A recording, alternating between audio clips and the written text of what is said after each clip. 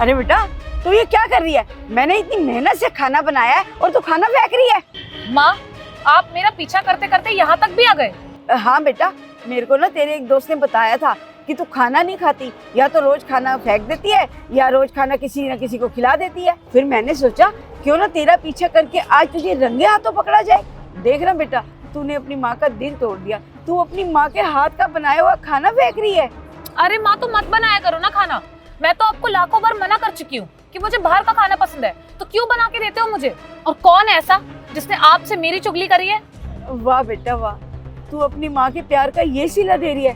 तेरी माँ रोज सुबह उठती है, तेरे लिए खाना बनाती है कि मेरी बेटी खाना खाकर जाएगी या साथ में लेकर जाएगी, और तू ये सब करती है। माँ प्लीज, आप ऐसे मुझे इमोशनल ब्लैकमेल मत करो। बहुत बढ़िया कर रही है बेटा तू। इसी दिन के लिए मैंने तुझे इतना बड़ा किया था। बेटा मैं तेरे आगे हाथ जोड़ रही हूँ, तू इस खाने को मत फेंक, तू इस खाने को अपने साथ ले जा बेटा। ठीक है माँ, आप ऐसे तो मानोगे नहीं। मैं लेके जा रही हूँ खाना।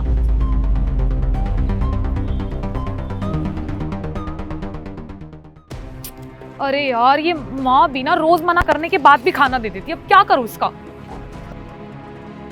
मेम साहब, बहुत भूख लगी है, कुछ खाने को दे दो।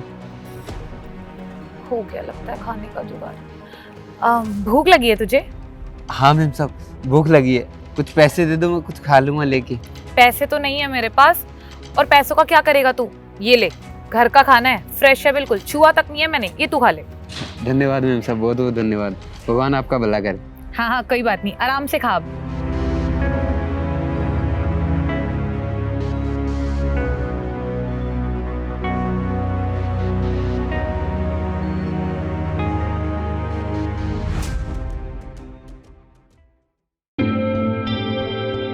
सर, आपने मुझे बुलाया? हाँ साक्षी, मैंने बुलाया तुम्हें। वो दरअसल मुझे तुमसे कुछ बात करनी है। जी सर, बोलिए ना, क्या काम है? साक्षी, मैं चाहता हूँ कि तुम मुझे अपना लंच दो और उसके बदले तुम मुझसे 1500 रुपये रोज के ले लिया करो। 1500 रुपये? लेकिन सर क्यों? आप मेरा लंच क्यों लेना चाहते हैं? क्योंकि तुम तो अपना लंच खाती ही नहीं हो। या तो अपना लंच तुम किसी को बांट देती हो या फिर फेंक देती हो। सर, आपको ये किसने बताया? ये चीज़ मुझे खुद तुम्हारी मम्मी ने बताई है। आंटी जी,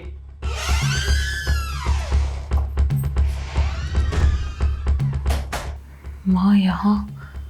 हाँ जी बेटा, मैं इसके लिए खाना बनाती हूँ और ये मेरे खाने की ना बिल्कुल भी कदर नहीं करती है। साक्षी एक बात बताओ, क्यों नहीं खाती हो तुम अपनी माँ के हाथ का बनाया हुआ खाना?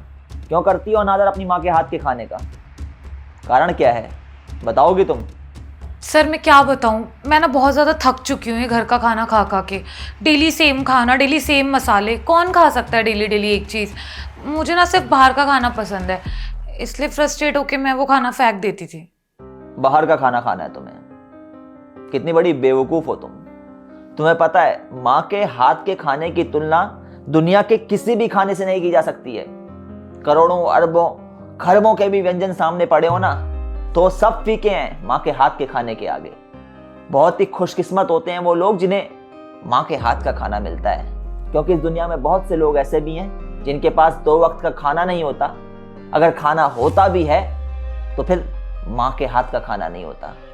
माँ के हाथ का खाना खास इसलिए भी होता है क्योंकि माँ के हाथ के खाने में माँ का प्यार छुपा होता है, और माँ का प्यार बेशकीमती होता है, अनमोल होता है।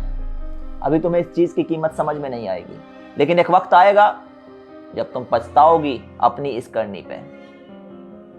इसलिए अभी भी देर नहीं हुई है साक्षी, अपनी गलतियों को सुधार लो और इज्जत करो अपनी माँ के हाथ के खाने की।